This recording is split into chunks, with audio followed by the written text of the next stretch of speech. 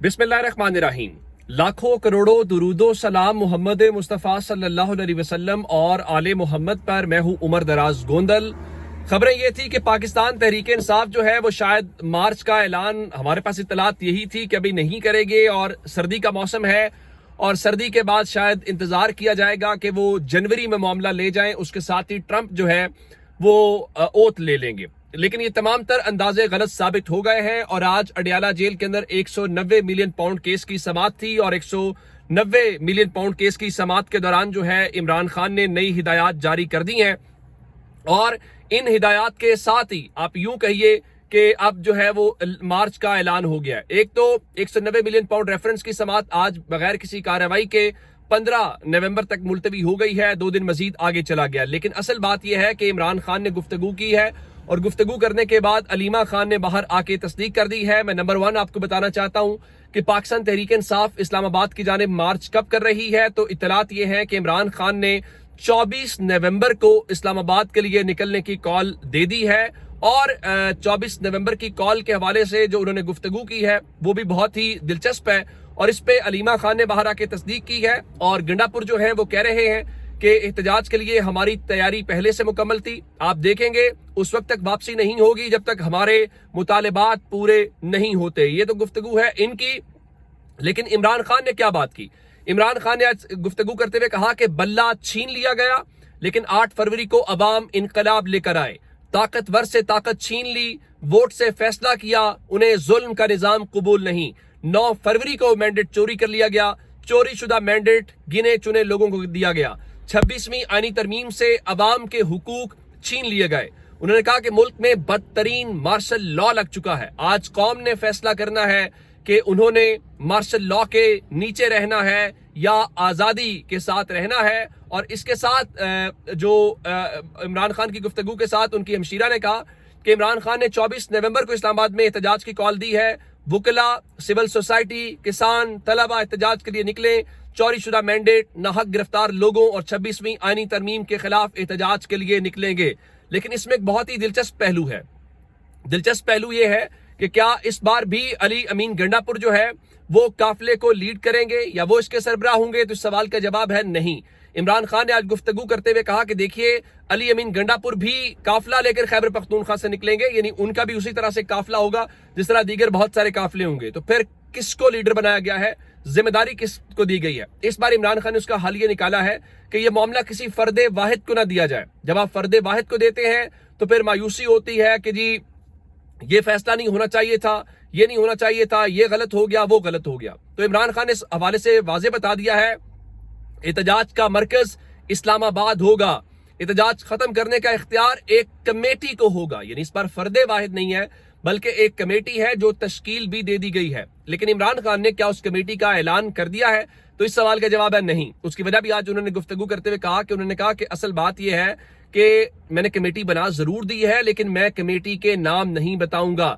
अगर मैंने नाम बता दिए तो वो लोग आज ही गिरफ्तार कर लिए जाएंगे, तो फिर इसलिए उनको गिरफ्तारी से बचाने के लिए ये सब कुछ करना है। अब इससे हट के इमरान खान के ऊपर धड़ाधड़ मुकदमात तो बनाए जाते हैं, लेकिन जब मुकदमात अदालतों में आते हैं तो पिट जाते हैं। इमरान खान आज एक और मुकदमे से बरी हो गए हैं। एम्पलीफायर एक्ट और दफा 144 की खिलाफ वर्जी और दीगर के ऊपर थाना पारा में 2022 में मुकदमा दर्ज किया गया था। उसमें इमरान खान, असद कैसर, सैफुल्लाह न्याजी, शेख रशीद, सदाकत अब्बासी, फैसल जवेद और अली नवाज को आज अदालत ने बरी कर दिया है। लेकिन आज एक और जो बहुत बड़ी डेवलपमेंट है, वो बड़ी डेवलपमेंट सुप्रीम कोर्ट में है। सुप्रीम कोर्ट में 9 मई से मुतल्लिक एक केस था और पंजाब के अंदर इनके जो पंजाब असेंबली के रुकने असेंबली हैं इम्तियाज शेख, जो खुद भी गिरफ्तार हुए थे, इम्तियाज शेख का आज केस था जिसमें जस्टिस जमाल खान मंदोखेल जो हैं वो उन्होंने इस हवाले से इस केस को टेकअप किया। 3 रुकनी ये बेंच था, उसमें रिमार्क्स बहुत दिलचस्प आए। जस्टिस मुसरत हिलाली साहिबा तो खैर खासी जज्बाती दिखाई दिए, रंजीदा दिखाई दी और उन्होंने फरमाया कि 9 मई जिना हाउस हमला बहुत बड़ा वाकया है।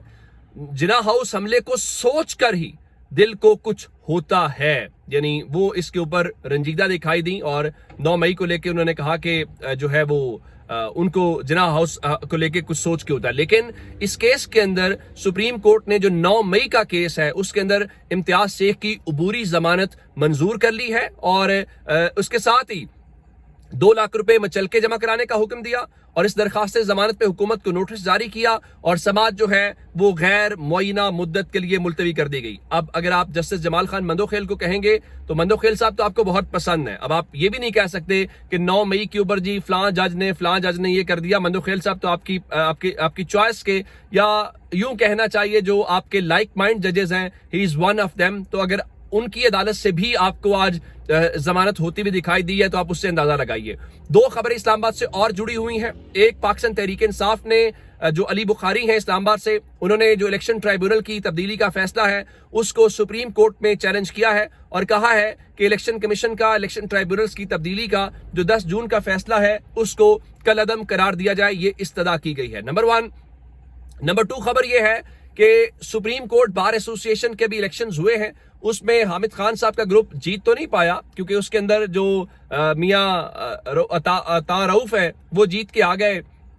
جو ان کے گروپ سے ہیں اعظم نذیر تارڑ, احسن بھون, یہ سارا گروپ جو آج کل حکومتی ونگ کہلاتا ہے اور یہ آسمہ جہانگیر کے نام کے اوپر ووٹ حاصل کرتے ہیں اور آسمہ جہانگیر کے نام کے اوپر حاصل کیے جانے والے ووٹ کسی اور کو مضبوط کرنے کے لیے لگاتے ہیں.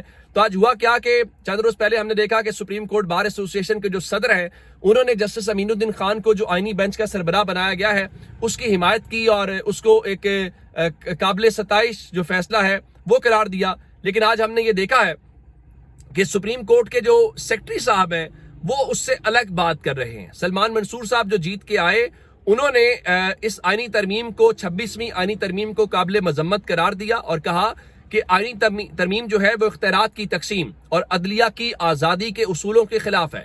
آئینی ترمیم ملک میں جمہوریت اور عام شہریوں کی آزادی پر حملہ ہے. آئینی ترمیم کے ذریعے ایگزیکٹو نے سپریم کورٹ اور ہائی کورٹس کے اختیارات کو غصب کیا. سیکرٹری سپریم کورٹ بارڈ نے ساتھ یہ مطالبہ کیا کہ جو 26ویں آئینی ترمیم کے خلاف درخواستیں ہیں ان کو فل کورٹ کے سامنے مقرر کیا جائے اور ساتھ ہی کہا کہ سپریم کورٹ بار ایسوسی ایشن حکومت وقت یا کسی سیاسی جماعت کی ترجمانی نہیں کرے گی. سیکرٹری صاحب تو یہ بات کر رہے ہیں لیکن ان کو پتا ہونا چاہیے کہ آپ کی بار کے جو ووٹس ہیں وہ کہاں پہ جاتے ہیں. بھلا یہ جو موجودہ سیٹ اپ ہے, شہزاد شوکت صاحب جو ہیں جو آپ کے اسی گروپ کے سابق صدر تھے وہ تعریفوں کے پل باندھتے رہے. ان کے ہوتے ہوئے آپ تصور کر سکتے ہیں کہ آپ حکومت کے خلاف جائیں گے؟ اور انہوں نے جس طریقے سے قاضی فائز عیسیٰ کو اور باقی کو سپورٹ کیا یا جس طریقے سے چیزوں کو لے کے چلے وہ ہم سب کے سامنے ہے. تو سپریم کورٹ بار ایسوسی ایشن نے کوئی اچھا رول پلے نہیں کیا. جس طریقے سے 63A میں وہ فریق بھی نہیں تھے, 63A والے معاملے کے اوپر لے کے آئے اور 63A والے معاملے کے اوپر قاضی فائز عیسیٰ سمیت انہوں نے سہولت کاری کی اور اس سہولت کاری کی بنیاد کے اوپر پھر لوگوں کو توڑا گیا اور وہ سب کچھ ہوا. وہ ایک تاریخ کا حصہ ہے. جاتے جاتے اسلام آباد ہائی کورٹ سے آج ایک خبر ہے اور جو جسٹس محسن اختر کیانی ہے انہوں نے آج اسلام آباد ہائی کورٹ کی مختلف برانچز کا اچانک دورہ کیا. اور آپ کو یہ پتا ہونا چاہیے کہ جسٹس محسن اختر کیانی سینئر جج ہیں اور جہاں پہ اتنا کچھ ہوا جس میں جسٹس منصور علی شاہ صاحب جو ہیں ان کا راستہ روکا گیا, تو اس ساری قانون سازی کا ایک اور ٹارگٹ جسٹس محسن اختر کیانی بھی ہیں کیونکہ کوئی نہیں چاہتا کہ اب ہو سکتا ہے کہ عامر فاروق صاحب چلے جائیں سپریم کورٹ, اتنے ججز اپوائنٹ ہونے ہیں ایلیبرٹ ہو جائیں, لیکن کوئی یہ نہیں چاہتا کہ اسلام آباد میں محسن اختر کیانی صاحب جیسا تگڑا جج آئے, انہیں کوئی اور اسی قسم کا جو جسٹس امین الدین خان جیسا آئین پسند اور قانون پسند اور قاضی فائز عیسیٰ جیسا کوئی آئین پسند اور قانون پسند جج چاہیے جو آسانی رہے. تو انہوں نے آج مختلف برانچز کا دورہ کیا اور ساتھ ہی انہوں نے پرانے جو مقدمات ہیں ان کو ترجیح بنیادوں پر مقرر کرنے کی جو ہدایات ہیں وہ جاری کی ہیں. تو یہ اب تک کی اپڈیٹس ہیں. اپنا بہت سارا خیال رکھیے گا. خدا حافظ.